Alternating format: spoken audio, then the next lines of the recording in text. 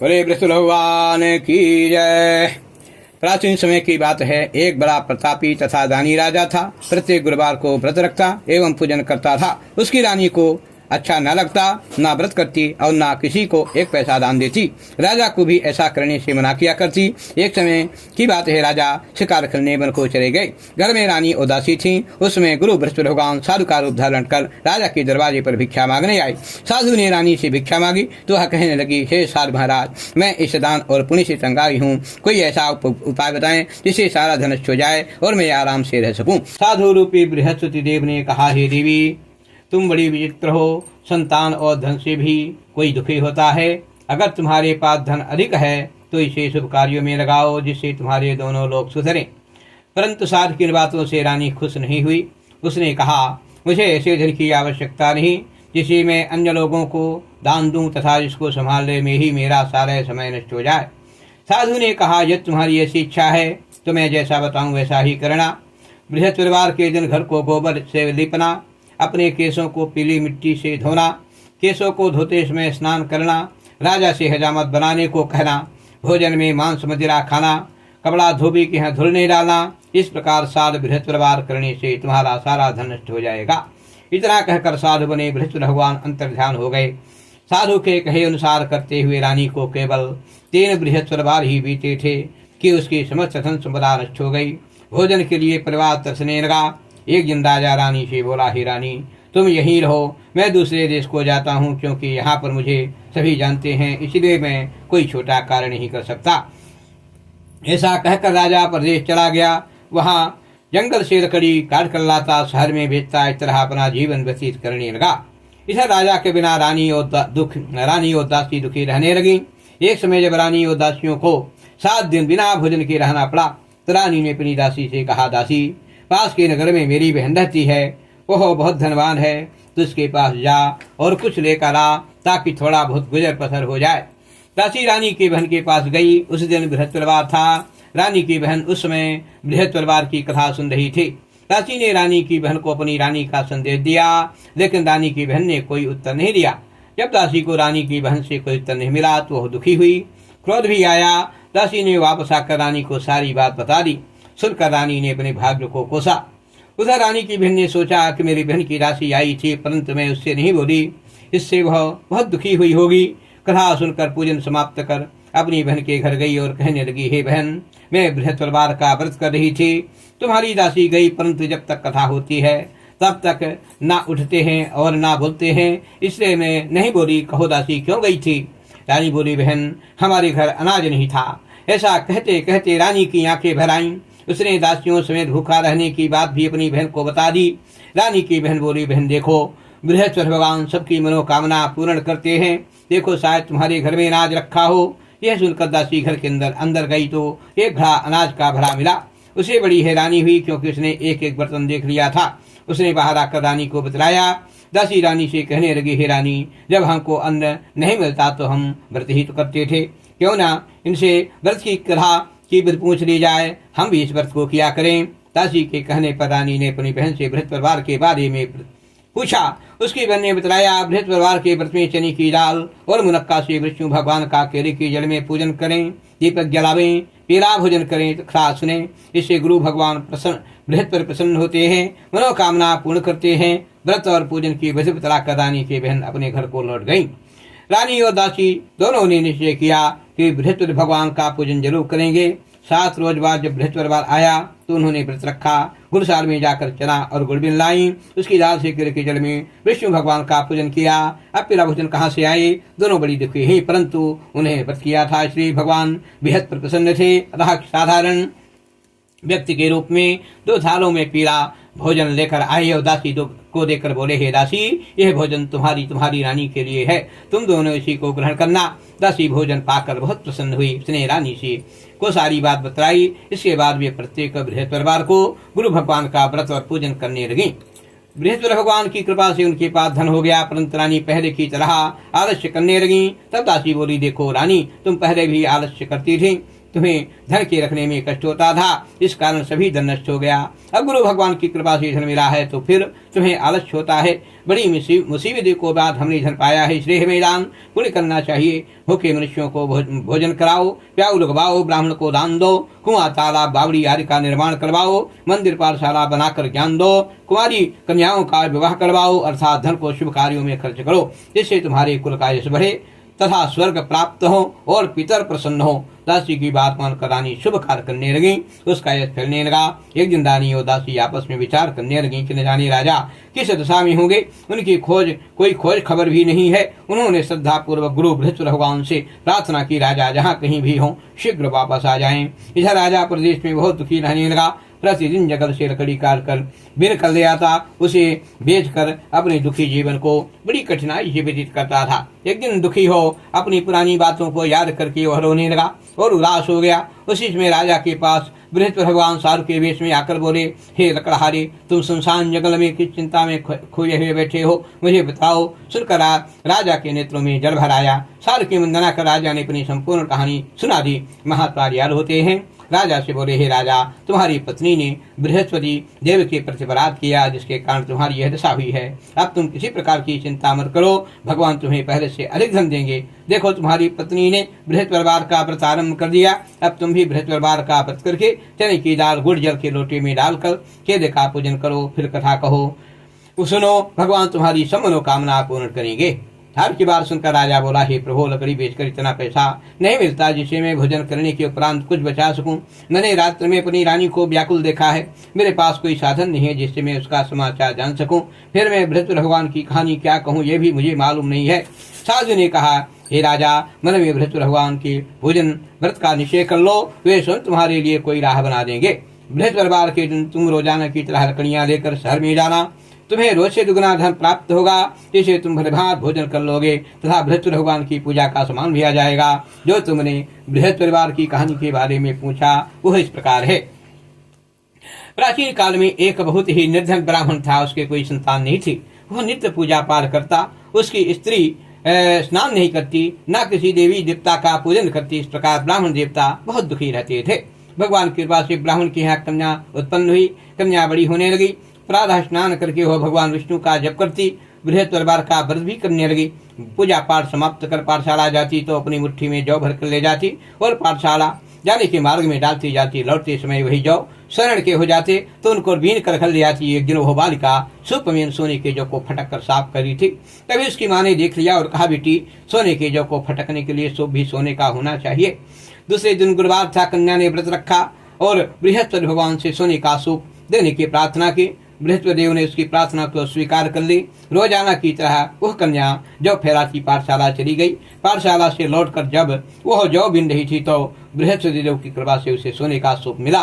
उसे वह घर ले आई और उससे जो साफ करने लगी, परंतु उसकी माँ का वही ढंग रहा। एक दिन की बात है, कन्या सोने के सूप में जौ को साफ कर रही थी। उस समय उस नगर का राजकुमार वहां से निकला। कन्या के रूप को देखकर उस पर मोहित हो गया। राजमहल आकर वह भोजन जल त्याग दिया और उदास होकर लेट गया।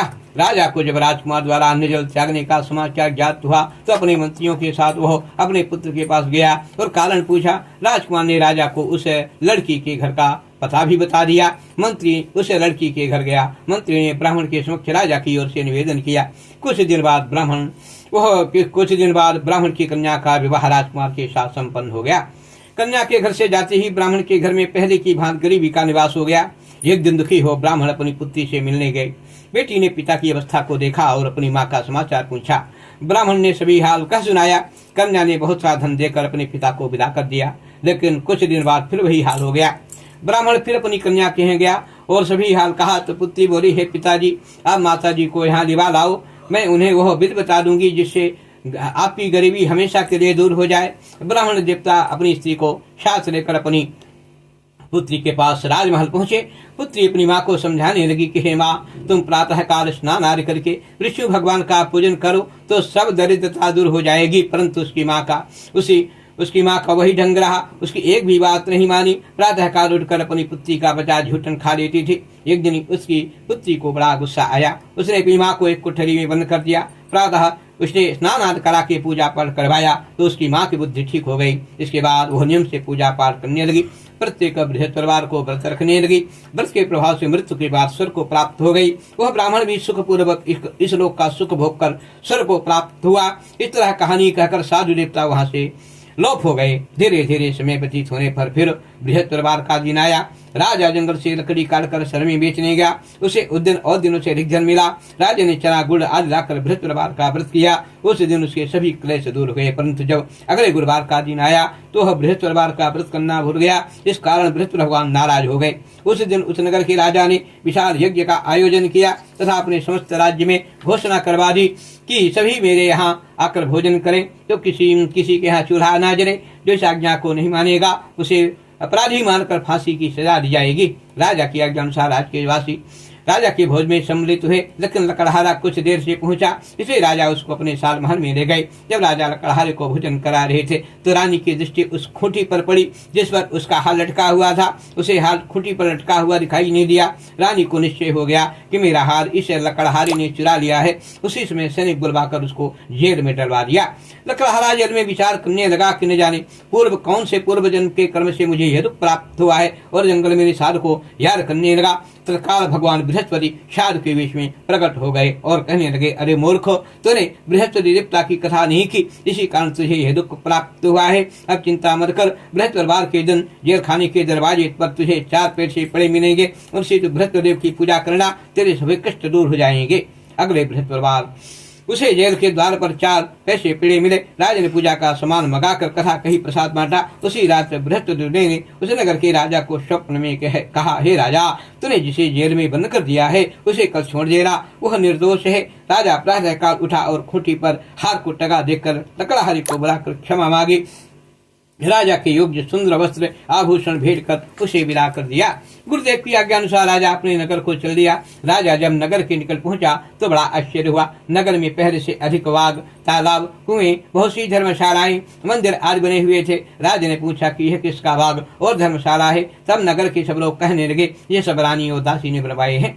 राजा को आश्चर्य हुआ कि गुस्सा भी आया कि उसकी अनुपस्थिति रानी के पास धन कहाँ से आया होगा। जब रानी ने यह खबर सुनी कि राजा आ रहे हैं, उसने अपनी दासी के कहा, हे दासी, देख राजा हमको कितनी बुरी हालत में छोड़ गए थे, हमारी ऐसी हालत देखकर लौट ना जाए, इसलिए तू दरवाजे पर खड़ी हो जा। रानी की आज्ञा अनुसार दासी दरवाजे पर खड़ी हो गई और जब राजा आए तो उन्हें अपने साथ महल में लिवा ले गई। तब राजा ने क्रोध करके अपनी तलवार निकाली और पूछने लगा, बताओ यह धन तुम्हें कैसे प्राप्त हुआ है। तब रानी ने सारी कथा कह सुनाई। राजा ने निश्चय किया कि मैं रोजाना दिन में 3 बार कथा कहा करूंगा, रोज व्रत किया करूंगा। हर समय राजा की दुपट्टे में चने की दाल बनी रहती, दिन में 3 बार कथा कहता।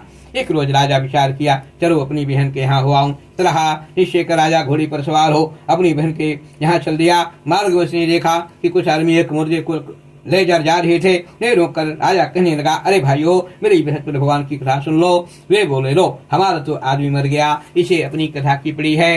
परंतु कुछ आदमी बोले, अच्छा कहो, हम तुम्हारी कथा को भी सुनेंगे। राजा ने दाल निकाली और कथा कहना शुरू कर दी। जब कथा आधी हुई तो मुर्दा हिलने लगा। जब कथा समाप्त हुई तो राम राम करके वह मुर्दा खड़ा हो गया। राजा आगे बढ़ा। चलते चलते शाम हो गई। आगे मार्ग में से एक किसान खेत में हल चलाता मिला। राजा ने उससे कथा सुनने का आग्रह किया, लेकिन वह नहीं माना। राजा आगे चल पड़ा। राजा के हटते ही बैल पछाड़ खाकर गिर गए। किसान के पेट में बहुत तेज दर्द होने लगा। उसी समय किसान की माँ रोटी लेकर आई। उसने जब देखा तो अपने पुत्र से सब हाल पूछा। बेटे ने सभी हाल बता दिया। बुढ़िया दौड़ी दौड़ी उस घुड़सवार के पास गई और उससे बोली, मैं तेरी कथा सुनूंगी, तू अपनी कथा मेरे खेत में चलकर ही कहना। राजा ने लौटकर बुढ़िया खेत में जाकर कथा कही। सुनते ही बैल खड़े हो गए। किसान के पेट का दर्द भी बंद हो गया। राजा अपनी बहन के घर पहुंचा। बहन ने भाई के खूब मेहमानी की। दूसरे रोज राजा प्रातः काल राजा जागा तो हो देखने लगा सब लोग भोजन कर रहे हैं। राजा ने अपनी बहन से पूछा, ऐसा कोई मनुष्य है जो अभी भोजन ना किया हो, जो मेरी बृहस्पति भगवान की कथा सुन ले। बहन बोली, भैया यह देश ऐसा ही है, यहाँ पहले लोग भोजन करते हैं, बाद में अन्य काम करते हैं। फिर वो कुम्हार के घर गई जिसका लड़का बीमार था। उसे मालूम हुआ उसके यहाँ 3 दिन से किसी ने भोजन नहीं किया है। रानी ने अपने भाई की कथा सुनने के लिए कुम्हार से कहा। वह तैयार हो गया। राजा ने जाकर बृहस्पतिवार की कथा कही। सुनकर लड़का ठीक हो गया। अब तो राजा की प्रशंसा होने लगी। एक दिन राजा ने अपनी बहन से कहा, हे बहन, मैं अपने घर जाऊंगा, तुम भी तैयार होकर चलो। राजा की बहन अपनी सास से अपने भाई के साथ जाने की आज्ञा मांगी तो सास बोली चली जा, परंतु अपने लड़कों को मत ले जाना, क्योंकि तेरे भाई के कोई संतान नहीं है। बहन ने भाई से कहा, भैया मैं तो चलूंगी, परंतु कोई बालक नहीं जाएगा। अपनी बहन को भी छोड़कर दुखी मन से राजा अपने नगर को लौट आया। राजा ने अपनी रानी से सारी कथा बताई और बिना भोजन किए शैया पर लेट गया। रानी बोली, हे प्रभु बृहस्पति भगवान हमें सब कुछ दिया है, हमें संतान अवश्य देंगे। उसी रात बृहस्पति देव ने राजा को स्वप्न में कहा, हे राजा उठ, सभी सोच त्याग दे, तेरी रानी गर्भवती है। राजा को यह जानकर बड़ी खुशी हुई। 9वें महीने रानी के गर्भ से एक सुंदर पुत्र पैदा हुआ। तो राजा को, हे रानी, स्त्री बिना भजन के रह सकती है, परंतु बिना कहे नहीं रह सकती। जब मेरी बहन आए तो उससे कुछ मत कहना। रानी ने हाँ कर दी। जब राजा की बहन ने यह शुभ समाचार सुना तो बहुत खुश हुई, बधाई लेकर अपने भाई के यहाँ आई। रानी ने उसे आने का उलाहना दिया। जब भाई अपने साथ ला रहे थे तब टाल गई, उनके साथ न आई। आज अपने आप भागी भागी बिना बुलाए चली आई। तो राजा की बहन बोली, भाभी मैं इस प्रकार न कहती, तुम्हें औलाद कैसे मिलती। बृहस्पति भगवान सबकी मनोकामना पूर्ण करते हैं। जो सद्भावना पूर्वक बृहस्पतिवार का व्रत करता है, कथा पढ़ता है, सुनता है, दूसरों को भी सुनाता है, बृहस्पति भगवान उसकी सभी मनोकामनाएं पूर्ण करते हैं, उनकी सदैव रक्षा करते हैं। जो संसार में सद्भावना से गुरुदेव का पूजन व्रत सच्चे हृदय से करते हैं, उनकी सभी मनोकामनाएं वैसे ही पूर्ण होती हैं। जैसी सच्ची भावना से रानी और राजा ने बृहस्पति देव की कथा का गुणगान किया, उनकी सभी इच्छाएं बृहस्पति ने पूर्ण कर दी। अनजाने में बृहस्पति भगवान की उपेक्षा न करे, ऐसा करने सुख शांति नष्ट होती है। इसलिए सबको कथा सुनने के बाद प्रसाद लेकर जाना चाहिए। सच्चे हृदय से मनन करते हुए ये काला बोलना चाहिए, बोले बृहस्पति भगवान की जय। ओम जय बृहस्पति देवा, स्वामी जय बृहस्पति देवा। छिन छिन भोग लगाऊं, छिन छिन भोग लगाऊं, कदली फल मेवा। ओम जय बृहस्पति देवा, तुम पूरण परमात्मा, तुम अंतर्यामी, स्वामी तुम अंतर्यामी। जगत पिता जगदीश्वर, जगत पिता जगदीश्वर, तुम सबके स्वामी। ओम जय बृहस्पति देवा, शरणामृत निज निर्मल, सब पातक हरता, स्वामी सब पातक हरता। सकल मनोरथ दायक, सकल मनोरथ दायक, कृपा करो भरता। ओम जय बृहस्पति देवा, तन मन धन अर्पण कर, जो नर शरण पड़े, स्वामी जो नर शरण पड़े। प्रभु प्रगट तब होकर, प्रभु प्रगट तब होकर, आकर द्वार खड़े। ओम जय बृहस्पति देवा, दीन दयाल दयानिधि, भक्तन हितकारी, स्वामी भक्तन हितकारी। पाप दोष सब हरता, पाप दोष सब हरता, भव बंधन हारी। ओम जय बृहस्पति देवा, सकल मनोरथ दायक, सब संशय तारी, स्वामी सब संशय तारी। विषय विकार मिटाओ, विषय विकार मिटाओ, संतन सुखकारी। ओम जय बृहस्पति देवा, जो कोई आरती तेरी प्रेम सहित गावे, स्वामी प्रेम सहित गावे। जेठानंद आनंद कर, जेठानंद आनंद कर, मुक्ति निश्चय पावे। ओम जय बृहस्पति देवा, जय बृहस्पति देवा, स्वामी जय बृहस्पति देवा। छिन छिन भोग लगाऊं, छिन छिन भोग लगाऊं, कदली फल मेवा। ओम जय बृहस्पति देवा, कर्पूर गौरम करुणावतारम, संसार सारम भुजगेन्द्रहारम, सदा वसन्तं हृदयारविन्दे। भवं भवानी सहितं नमामि, मन्दारमाला कुलसारकाय, कपालमाला शशिशेखराय, दिव्यम्बराय च दिगम्बराय नमः। शिवाय ओम नमः शिवाय। त्वमेव माता च पिता त्वमेव, त्वमेव बन्धो च सखा त्वमेव, त्वमेव विद्या द्रविणं त्वमेव, त्वमेव सर्वं मम देव देव। नीराजनं नारदिव्यं समर्पयामि श्रीबृहस्पतिदेवताभ्यो नमः। श्रीसीतारामचन्द्राय नमः। सर्वेभ्यो देवेभ्यो नमः। जलशीतलीकरणम्। ॐ असतो मा सद्गमय तमसो मा ज्योतिर्गमय मृत्युर्मामृतं गमय।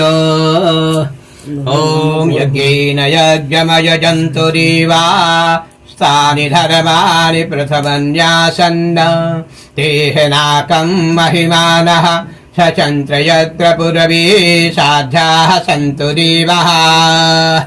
ॐ राजाधिराजाय प्रसह्यसाहिने नमो वयं श्रवणाय कुर्महि समे कामान् कामकामाय मह्यं कामेश्वरो वै श्रवणो ददातु।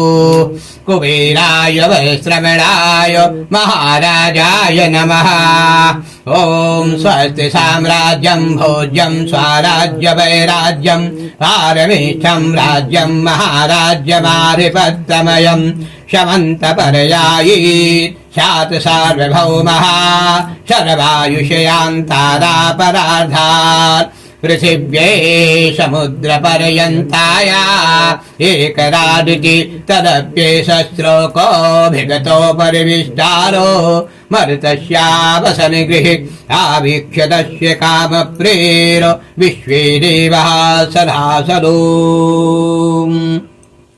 नानासुगन्धपुष्पाणि यथाकारेद्भवानि च पुष्पाञ्जलिं मया देव गृहाण परमेश्वरो।